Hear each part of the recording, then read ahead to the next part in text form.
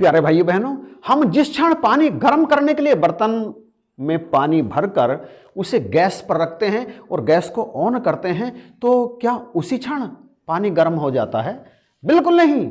उस क्षण पानी बिल्कुल ठंडा रहता है। लेकिन इसका मतलब ये नहीं है कि गैस ऑन करी और पानी गर्म नहीं हो रहा है।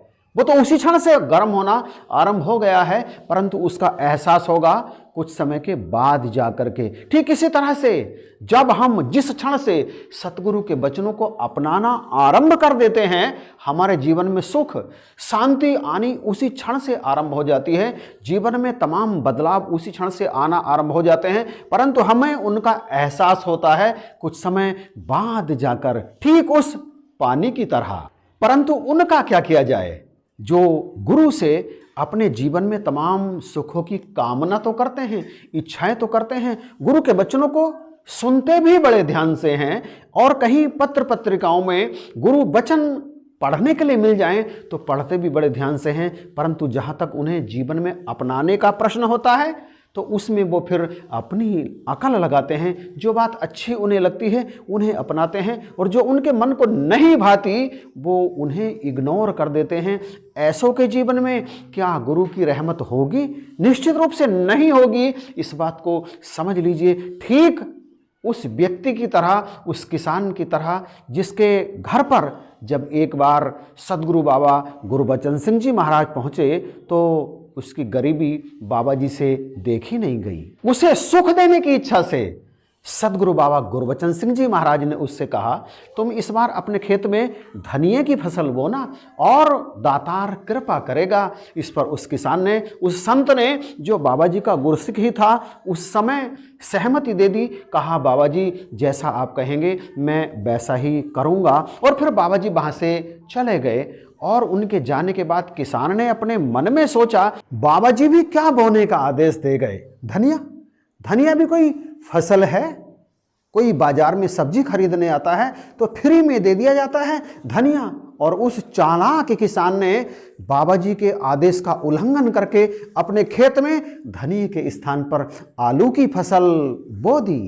प्यारे संतों महापुरुषों, आप तो सब कुछ जानते हैं, यह भी कि सतगुरु तो अंतर्यामी होते हैं, और अंतर्यामी इस कारण से होते हैं क्योंकि अपने इस निराकार रूप में ये तो सृष्टि के कण कण में मौजूद हैं। मेरे अंदर क्या चल रहा है इस बात को भी ये भली भांति जानते हैं। और उस किसान ने, उस भक्त ने, उस निरंकारी किसान ने अपने खेत में क्या बोया? धनिया या आलू?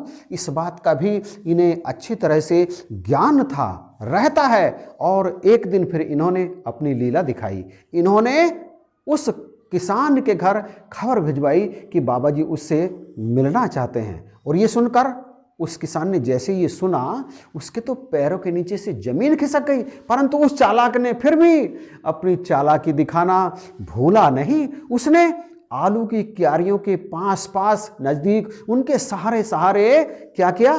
धनिया भी बो दिया और पहुंच गया बाबा जी से मिलने के लिए। बाबा जी ने उससे पूछा, क्यों धनिया बो दिया क्या?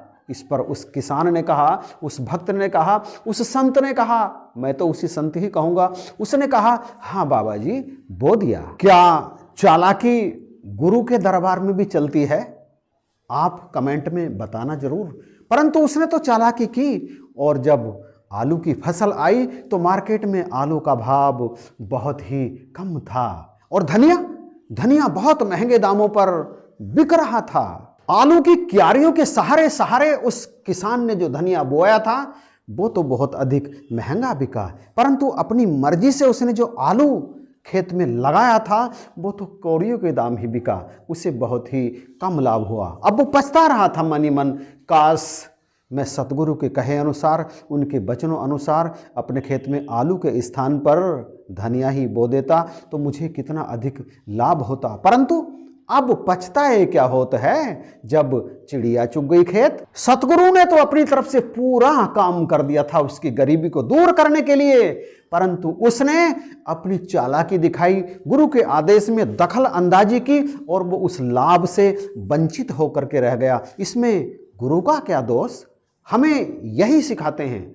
हर सत्संगत में संत महात्मा यही शिक्षा देते हैं कि गुरु के आदेश में कभी मीन में एक किंतु परंतु नहीं निकालनी चाहिए। उनका आदेश आपकी बुद्धि को चाहे अच्छा लगे चाहे ना लगे, उसे हूबहू अपने जीवन में उतारना ही चाहिए, क्योंकि गुरु ना केवल इस समय का बल्कि भविष्य का भी सारा ज्ञान रखते हैं, बल्कि भविष्य में क्या करना है ये खुद ही तय करते हैं। बख्शिश करो, कृपा करो, हम हमेशा ही सद्गुरु के वचनों का पालन करते चले जाएं और ये जैसा हमें चाहते हैं वैसा हम चलने का प्रयास करें। इनके आदेश में कोई भी किंतु परंतु ना करें, उसे हूबहू अपने जीवन में माने, तो फिर ये लोक भी सुखी होगा और परलोक भी सुखी होगा। तो संत महापुरुषों इन्हीं शब्दों के साथ दास आप जी से इजाजत चाहता है। आप सभी को जय हिंद, नमस्कार और प्यार भरी धन्यवाद।